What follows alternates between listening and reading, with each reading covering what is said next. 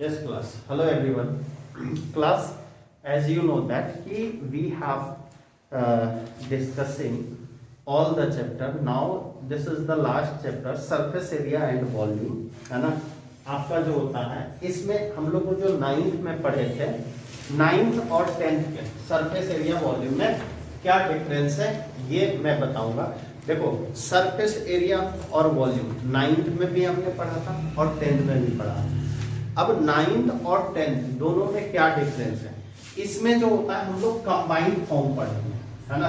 जैसे कि अब आपको जो होता है सारा जो होता है क्यूब एंड क्यूबाइड, है ना, क्यूब एंड क्यूबाइड, इन दोनों का जो होता है कंबाइंड फॉर्म होगा, या कंबाइंड हम लोग करेंगे इसको सिलेंडर के साथ, या फिर जो होता है स्फेयर के साथ। ये दोनों को एक शेप को दूसरे शेप से कंबाइंड करके ही हम लोग पढ़ेंगे, है ना।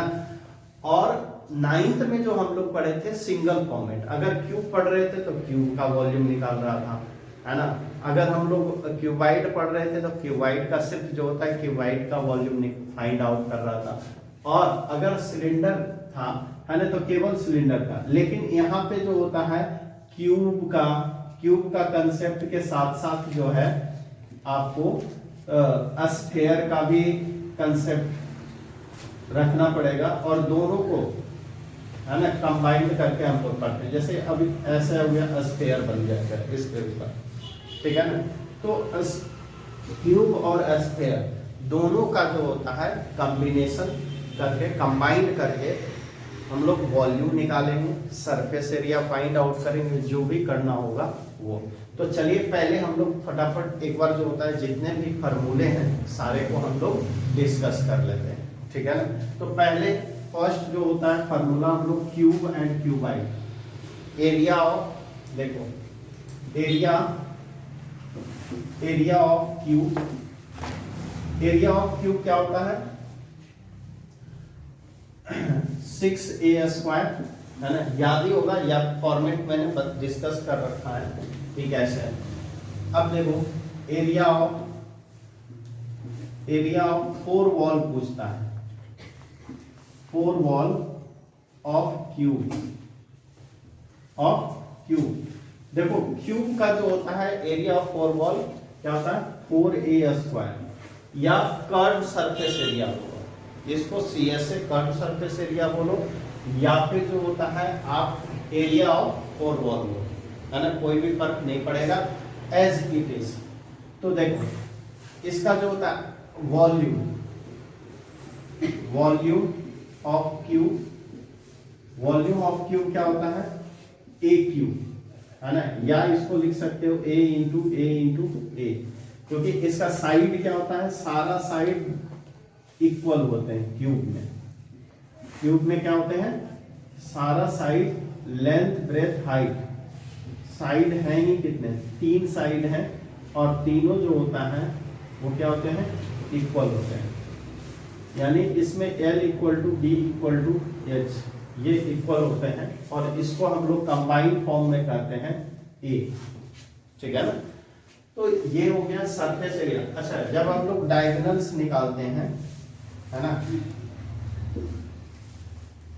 डायगोनल्स ऑफ क्यूब, इसको हम लोग कैसे फाइंड आउट करते हैं, देखो ये भी जो होता है तीनों का a² रूट अंडर कितना हो गया 3a², और इसको लिख सकते हैं √3a, अगर डायगोनल्स की कभी जरूरत पड़ी तो। अब उसके बाद जो होता है क्यूबाइड पे आते हैं, दूसरा क्यूबाइड है। देखो क्यूबाइड का एरिया, एक और मार्कर देना, क्यूबाइड का एरिया हम लोग कैसे फाइंड आउट करते हैं,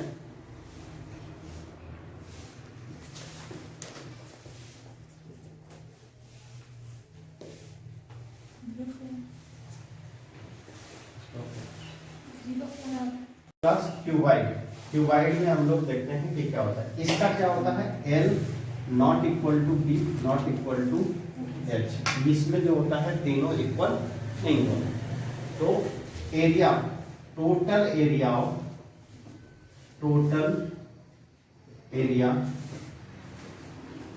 ऑफ क्यूबाइड इक्वल टू होता है 2 into L B plus B H plus H. ये हो गया इसका टोटल सरफेस एरिया। मतलब कि अगर 6 के 6 सरफेस का 6 के 6 सरफेस का हम लोग कैसे फाइंड आउट कर लेते हैं क्लास? देखो 3 का ये जो 6 के 6 सरफेस होते हैं, है ना, ये सारे रेक्टेंगुलर होते हैं, एल एंड बी, ठीक है ना। और एच जो होता है हम लोग हाइट को बोलते हैं। तो इसमें जो होता है 6 रेक्टेंगल बनते हैं, है ना। देखो, और एक रेक्टेंगल दूसरे रेक्टेंगल के अपोजिट के इक्वल होते हैं। जैसे कि ये रेक्टेंगल जो बन रहा है हमारा इसके इक्वल है, और ये है फिर इसके इक्वल है, और नीचे और ऊपर ये दोनों का जो होता है ये पेयर में इक्वल होते हैं, ठीक है ना, एक पेयर। तो यहाँ पे हमारे पास 3 पेयर बनते हैं, रेक्टेंगल का 3 पेयर बनता है। एक ये फ्रंट साइज, है ना, और ऊपर और नीचे 3 पेयर। तो तीनों पेयर का जो होता है area L into B into H, ठीक है ना।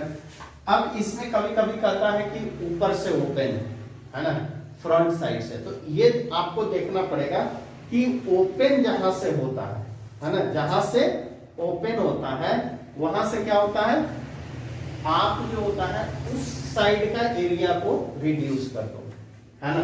जैसे कि अगर जो होता है नीचे का ये है L है, ये हमारा क्या हो गया लेंथ, और ये हमारा क्या है ब्रेथ।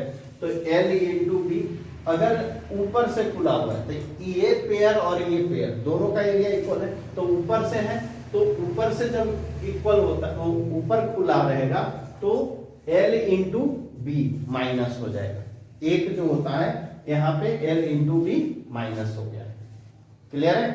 जितने खुले रहे, इधर से खुले रहे, इधर से जिधर से भी खुला रहे, आप देख लो ऊपर से लेंथ, अगर ऊपर का होगा टॉप फ्लोर होगा तो L इंटू बी हो जाएगा, है ना। और अगर ये डाउन फ्लोर अगर सामने से रहा तो हाइट इंटू ब्रेथ हो जाएगा, है ना। तो आपको जब क्वेश्चंस दिया जाएगा तो आप ये पढ़ करके एनालिसिस करोगे कि किस साइड ओपन है या किधर से कह रहा है खुला हुआ है। क्लियर है? अब यहाँ पे जो होता है टोटल एरिया ऑफ क्यूबाइड हम लोग निकाल लिए। अब area of 4 wall, area of 4 wall, ये वो तो था क्यूब का, अब है क्यूबाइड का, ठीक है ना। ये है क्यूबाइड का, ये होता है 2 into L plus B into H. ये होता है एरिया ऑफ 4 वॉल, या इसको आप कह सकते हैं कर्व एरिया, है ना, curve area of cuboid, curve area of cuboid, या फिर आप इसे बोल सकते हैं एरिया ऑफ 4 वॉल अगर कभी भी दिया। या आपको देखो अगर छत और फर्श दोनों को जो होता है एरिया नहीं फाइंड आउट करना हो, या तो ना तो आपको सीलिंग में कुछ करना है, सीलिंग का एरिया चाहिए, और ना ही फ्लोर का एरिया चाहिए, तब आप इसका यूज कर सकते हैं, ठीक है ना। वो है आपके यूज दिमाग पे कि कब कैसे हम लोग इसको यूज करते हैं। तो सबसे बड़ी बात यही है, ये कर्व सरफेस एरिया ये L into B into H, ये जो होता है L plus B into H. तो ये एरिया ऑफ 4 वॉल है, यानी कितने पेयर, दो पेयर का जो है एरिया, 2 पेयर का रेक्टेंगल का। क्लियर है? या तो आप सरफेस का रिमूव कर दो, सीलिंग रिमूव कर दो, बाकी जो बच गया उसका एरिया मान लो, या कर्व सरफेस एरिया मान लो, या आप जो होता है एरिया ऑफ 4 वॉल इसको बोलो, जो बोलना है बोल सकते हो, है ना। बट जो होता है टोटल सरफेस एरिया नहीं। क्लियर है? इसमें जान लीजिएगा कि ये एरिया जो निकल रहा है एरिया ऑफ 4 वॉल, इसमें सरफेस ये और ये इंक्लूड नहीं है। कभी कभी आपको कहेगा एरिया है एरिया ऑफ 4 वॉल और प्लस सरफेस, तो इसमें हम लोग प्लस लगा देंगे L इंटू बी, ठीक है ना। यहीं पे जो होता है काम कर लेंगे। तो आप जैसे जैसे जो होता है ना, आप समझोगे क्वेश्चंस को वैसे ही जो होता है इजीली कर लोगे। और यही होता है ना, जब समझते हो और लगा देते हो कॉम्प्लेक्स फार्मूला, है ना, इसका लगा दिए या किसी और फार्मूला तो वो रास्ता आपका भटक गया, फिर जो होता है वो सॉल्व भी नहीं होना है, प्रॉब्लम क्रिएट करेगा। ठीक है ना। तो जब भी हम लोग ये शेप में 3D का जब भी हम लोग फाइंड आउट करते हैं, तो सबसे पहले कि क्वेश्चंस में क्या दिया हुआ है, कैसे फाइंड आउट करना है, ये सबसे बड़ी बात होता है। ठीक है ना। तो पहले एनालिसिस कर लीजिएगा कि हमें कितने रेक्टेंगल दिया गया है ना, ग्राउंड फ्लोर का इसका दिया है या सीलिंग का दिया हुआ है या नहीं। चलिए इसकी बात हो गई। अब डायगोनल्स की बात करते हैं, है ना। डायगोनल्स ऑफ क्यूबाइड, है ना, क्यूबाइड ये क्या होता है, root under L square plus B square plus H square, ये डायगोनल्स हो गया, है ना।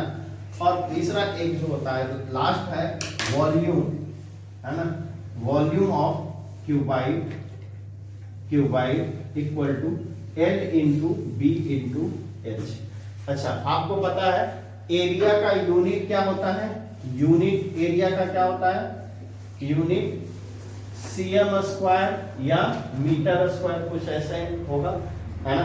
और वॉल्यूम का यूनिट क्या होता है, क्यूबिक मीटर, है ना, क्या होता है क्यूबिक मीटर, मीटर क्यूब या सीएम क्यूब, ऐसे करके हम लोग लिखते हैं। यूनिट जरूर, अगर क्वेश्चंस में यूनिट मेंशन है तो आप आइडेंटिफाई कर लेंगे कि क्वेश्चन में क्या दिया हुआ है। अगर मीटर क्यूब रहे तो वॉल्यूम दिया हुआ है, और अगर जो होता है स्क्वायर में है, सीएम स्क्वायर है या मीटर स्क्वायर है, तो डेफिनेटली आप समझेंगे कि ये एरिया दिया हुआ है ना, बिल्कुल कंफर्म चीज।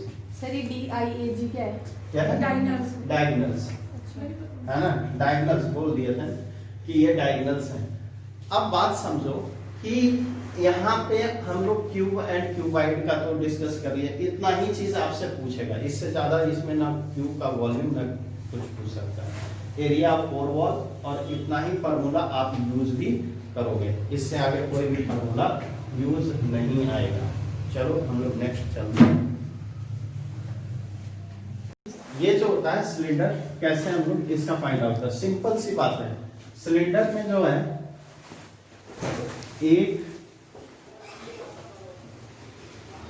एक नीचे में सर्कल होता है सर्कुलर, और एक ऊपर ही, दो सर्कुलर पार्ट होते हैं।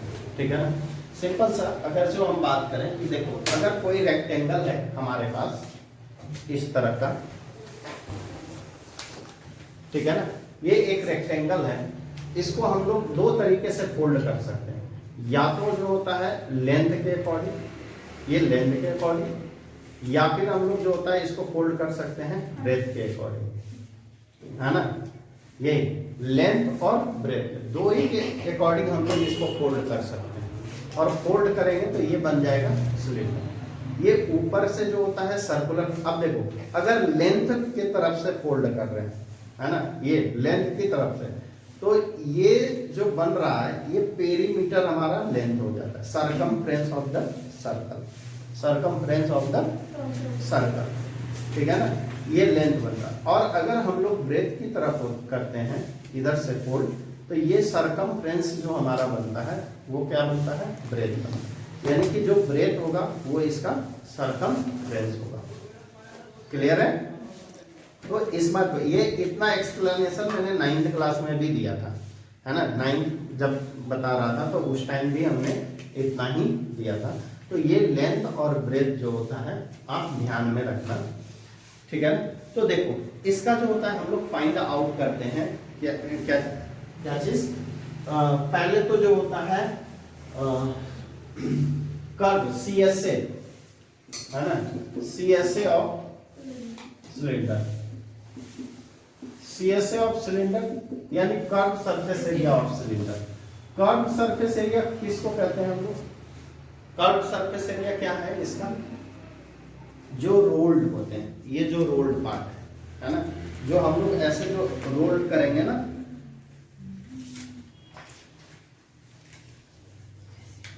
इस तरीके से जो हम लोग रोलिंग करेंगे,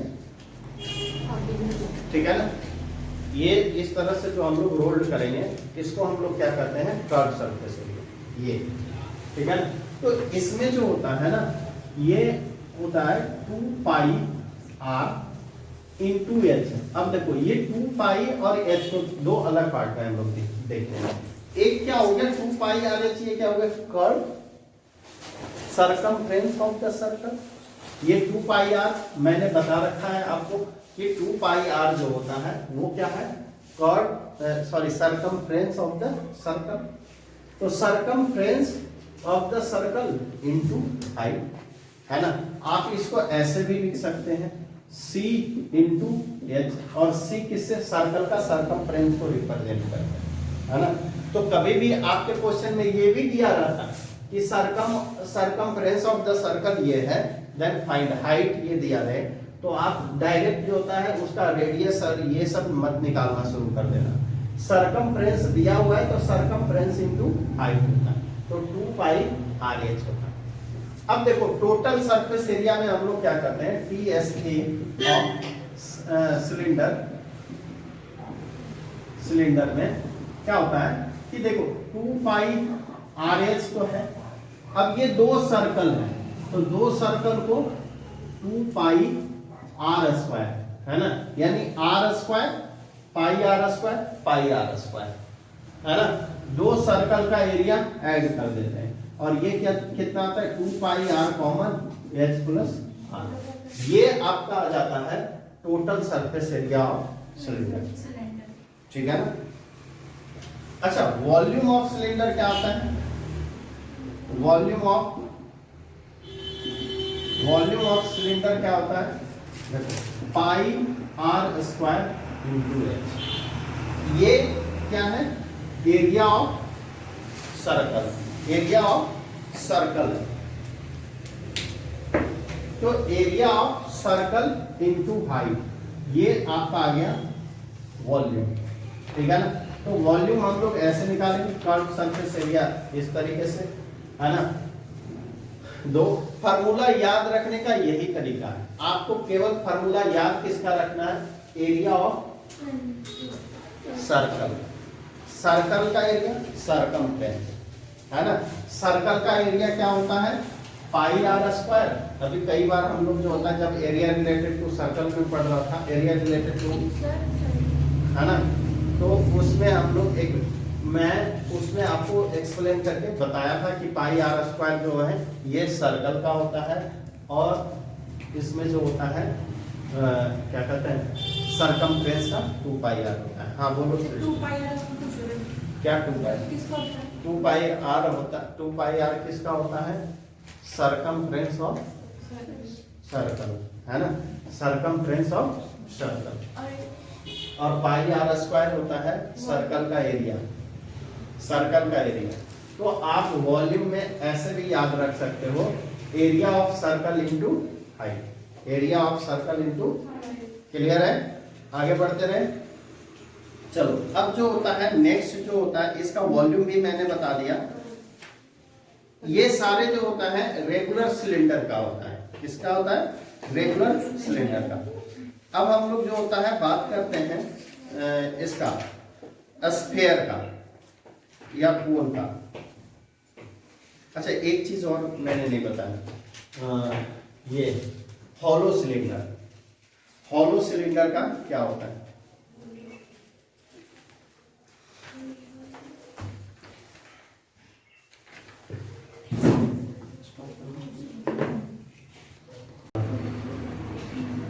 ये होता है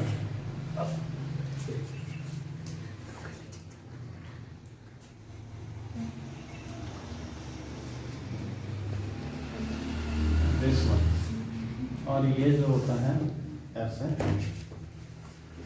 है ना, वॉल्यूम ऑफ हॉलो सिलेंडर। अब इसमें जो होता है हॉलो सिलेंडर में क्या हो गया, डबल रेडियस हो जाता है। एक कैपिटल आर होता है ना, और एक को हम लोग डिनोट करते हैं स्मॉल आर से, और एक को कैपिटल आर से, ठीक है ना।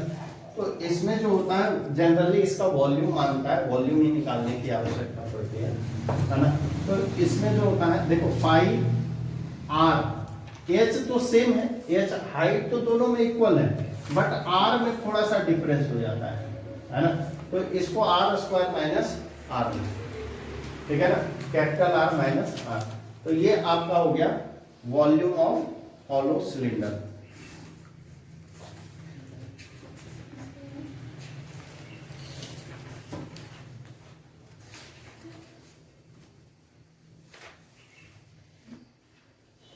चलिए हम लोग बात करते हैं, है ना, किसका, कोन का। ये लिख लिया, जिसको जरूरत है लिख लें, है ना, और जिसे जरूरत है ना लिखें, कोई फर्क नहीं पड़ता, ठीक है ना। रख लो। तो राइट सर्कुलर कोन,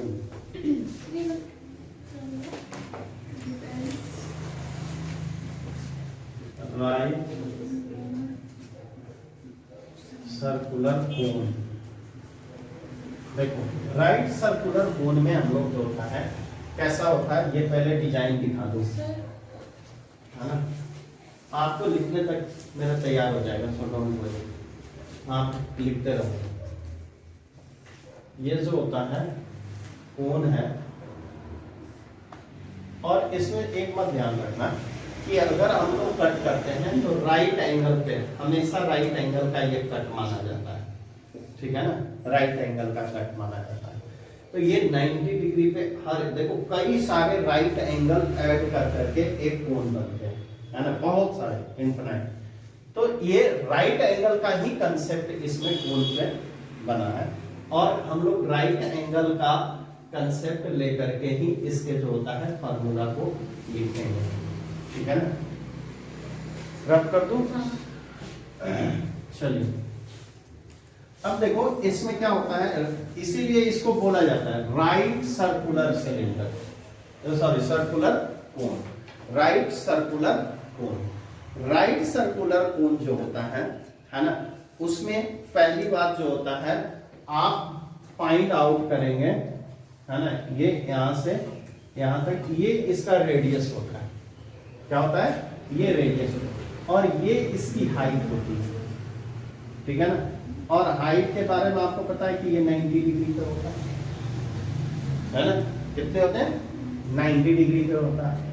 अब ये जो होता है 90 डिग्री पे होते हैं, तो देखो हाइट किसी का भी हो ना, तो आप कोन की ही नहीं बात करो, सिलेंडर का लो, है ना, या फिर क्यूब का लो, क्यूबाइड का लो, सबका जो होता है 90 डिग्री पे होता है। इसको जो होता है हम लोग एल बोलते हैं, ये कर्व सर, ये जो होता है ना स्लांट हाइट इसको कहते हैं, और ये आपका हाइट होता है, ठीक है। तो एल अगर जो पहले अगर एल निकालना होता है तो एल स्क्वायर इक्वल टू होता है H square plus R square, है ना, और एल इक्वल टू होता है root under H square plus R square, ठीक है ना। ये पहले तो इसका स्लांट हाइट हम लोग फाइंड आउट करते हैं, उसके बाद में एरिया ऑफ, लिखो curve surface area of CSA of cone, CSA of cone pi r L, pi r L, इसको हम लोग बताते हैं, ठीक है ना, curve surface area of cone. अगर जो इसका जो होता है टोटल TSA हम लोग को निकालना पड़े, है ना, TSA ऑफ कोन, तो TSA कोन में देखो कर्व सरफेस एरिया में हम लोग क्या करेंगे, एक सर्कल बन रहा है ना, pi r l plus pi are square, है ना, पाई आर स्क्वायर। अब ये जो होता है आप इसमें कॉमन अगर लेना चाहते हैं तो ले लीजिए, अगर नहीं लेना चाहते हैं तो कोई बात नहीं, है ना। ये इसको प्रॉब्लम होता है ना अदिति को, है ना, तो ये L प्लस आर हो गया, है ना, ये हो गया TSA total surface area of cone, है ना। और volume of cone, volume of cone क्या होता है, वॉल्यूम ऑफ कोन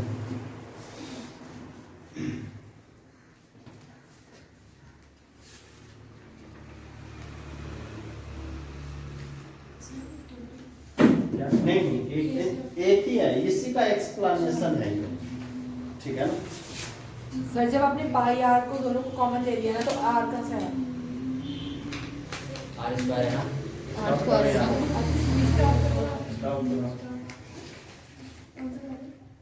हटाई। देख वॉल्यूम ऑफ कोन क्या होता है, वॉल्यूम ऑफ कोन क्या होता है 1/3 पाई आर स्क्वायर एच, ठीक है ना। यहाँ पे जो होता है ना ये देखो किसका है वॉल्यूम सिलेंडर का है, सिलेंडर का 1/3 हम लोग कर दिया, ठीक है ना। ये आपका हो गया वॉल्यूम ऑफ कोन, ठीक है ना, वॉल्यूम ऑफ कोन। चलो एक लास्ट है जो कि हमें करना है, वो sphere.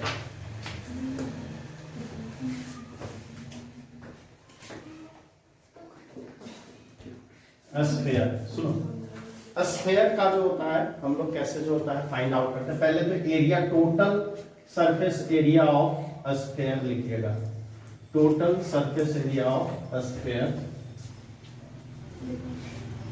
Total TSA of sphere, ये होता है 4 पाई आर स्क्वायर, ठीक है ना, 4 पाई आर स्क्वायर। उसके बाद में होता है हेमी स्फीयर, हेमी स्फीयर। तो हेमी स्फीयर का एरिया कितना हो जाएगा 4 पाई आर स्क्वायर अपॉन 2 2 जा 4, ये होता है 2 पाई आर स्क्वायर। ये हेमी स्फीयर का, हेमी स्फीयर का CSA है ना, कर्व सरफेस एरिया। अगर जो हेमी स्फीयर का TSA होगा, TSA ऑफ हेमी स्फीयर, तो ये होता है 2 pi are square plus pi are square, एक जो होता है ऊपर का ऐड हो जाता है। हेमी स्फीयर ऐसा होता है ना, तो इस तरीके से एक ये आधा तो हुआ प्लस एक और area pi are square add हो जाता है, यानी 3 पाई आर स्क्वायर। ये जो हो गया आपका TSA और हेमी स्फीयर हो गया, ठीक है ना। उसके बाद में वॉल्यूम जो है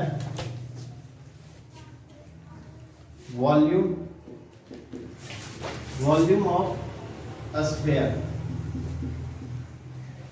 क्या होता है 4/3 पाई आर क्यूब, है ना, क्यूब। भाई फार्मूला लिख रहा हूँ, समझाने की कुछ बात नहीं, बस थोड़ा थोड़ा बता रहा हूँ कि 4/3 पाई आर क्यूब होता है ना स्फीयर। ये जो होता है वॉल्यूम ऑफ स्फीयर। उसके बाद से होता है hemisphere, volume of hemisphere, ये होता है 2/3 पाई आर क्यूब, ठीक है ना। ये हेमी स्फीयर का होता है। तो आपके पास इतना ही फार्मूला है, और थोड़ा बहुत जो भी बच गया फार्मूले है ना, चाहे मिलेंगे रास्ते में वो बताते चलेंगे, ठीक है ना। अब जो होता है हम लोग चलते हैं अपने क्वेश्चंस पे, ठीक है ना।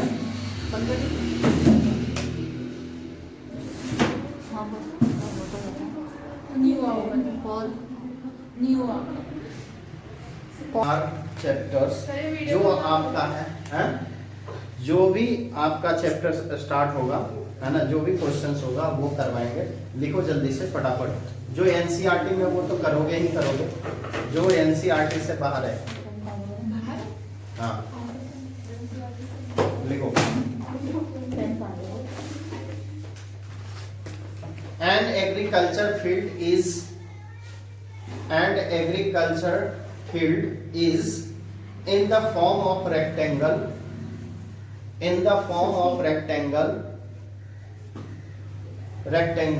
of length 20 meter, and agricultural field is in the form of rectangle of length 20 meter and width 14 meter। देखो लेंथ कितना है गिवन में आप लिख लें, गिवन में लेंथ कितना है 20 मीटर है ना, ब्रेथ कितना है 14 मीटर, 14 अब की पीट 14 मीटर है ना, अब पीट 6 मीटर लॉन्ग 3 मीटर वाइड है ना, अ पीट 3 मीटर 6 मीटर लॉन्ग है ना इंटू 3 मीटर वाइड है ना एंड इंटू 2.5 मीटर डीप है ना, is dug in the corner. एक जो होता है रेक्टेंगल है ना, यहाँ पे कोई भी एक पीट जो होता है यहाँ पे खोद के निकाला गया, dug in the inner corner of the field and the earth taken out जो मिट्टी निकला है ना, earth taken out of the pit is spread uniformly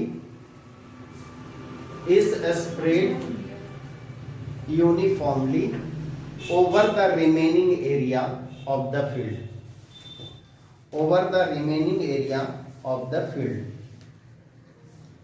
Find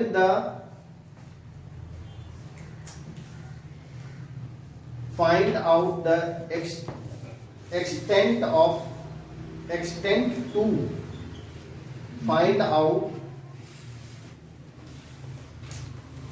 extent to which the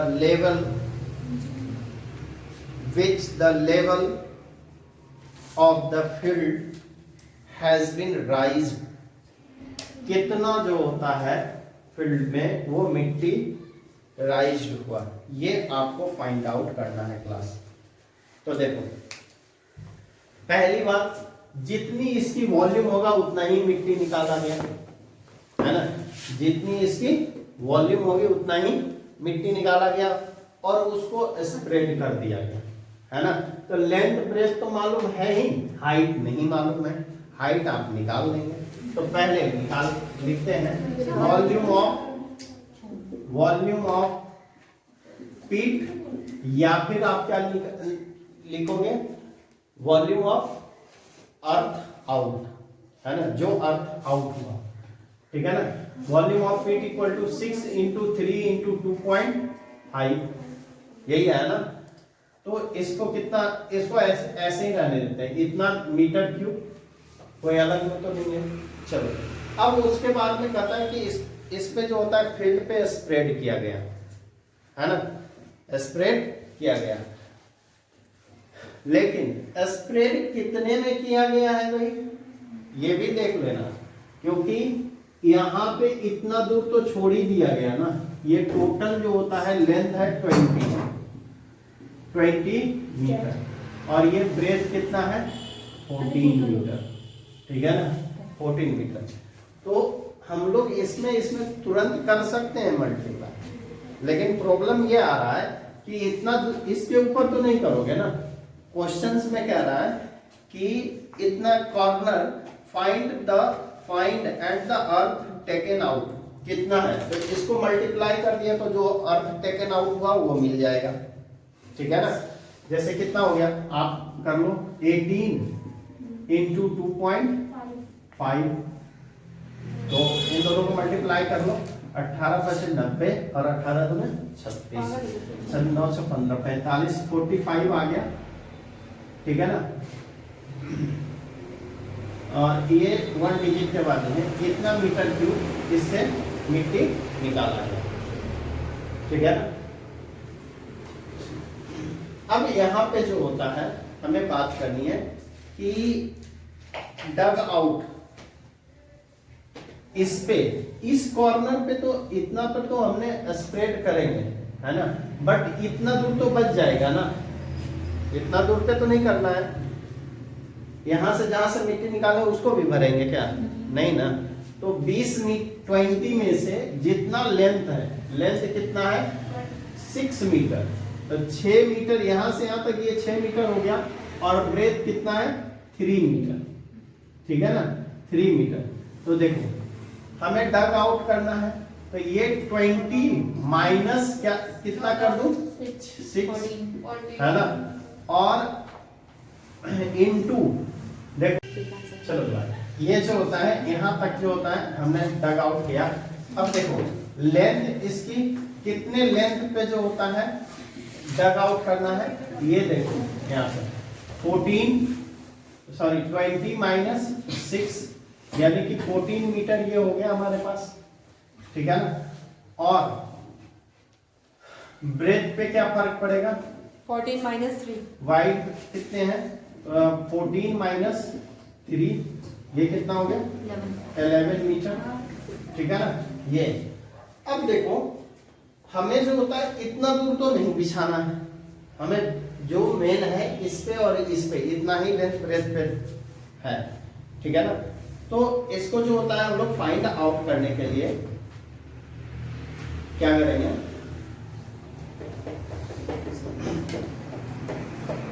पहले इसकी वॉल्यूम फाइंड आउट कर लेंगे, यानी कि कितना हो जाएगा 14 into H 14 into H into ये देखो इतनी हाइट तक जाएगा, और ब्रेथ कितना हो जाएगा इसकी 14 प्लस ये 11 इसका कितना आ जाएगा 11 इसका लेंथ हो जाएगा, और height into L 11 into H 11 into समझ आ जाएगा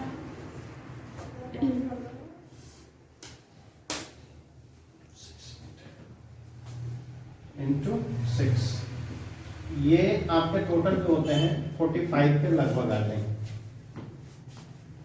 ये कितना हो जाएगा 196H plus 66H equal to 45। अब ये टोटल कितने आ गए,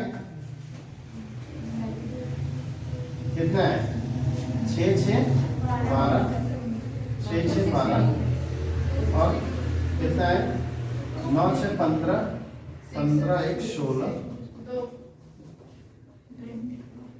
ये इक्वल टू 45, और H इक्वल टू कितना हो गया 45 अपॉन 262 है ना 262।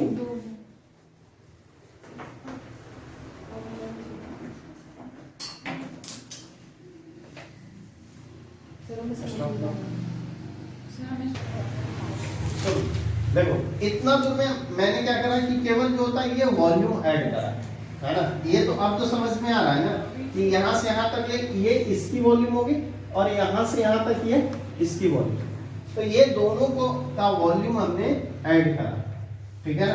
अब ये देखो 45 अपॉन 262 वाला, ठीक है ना, इसको जो होता है सेंटीमीटर में चेंज कर देना, ठीक है ना, इंटू 100 कर दो, और जो होता है 17.82 cm आएगा इसका आंसर 18 आएगा, 18 cm, ये इतना तक ले आएगा, ठीक है ना। समझ में आया अब या नहीं आया? आ गया। आ गया, चलो ठीक। ऐसे बीच बीच में मुंह बनाती है तो फिर जो होता है प्रॉब्लम होता है कि क्या समझाएं नहीं समझाएं। चलो थैंक यू।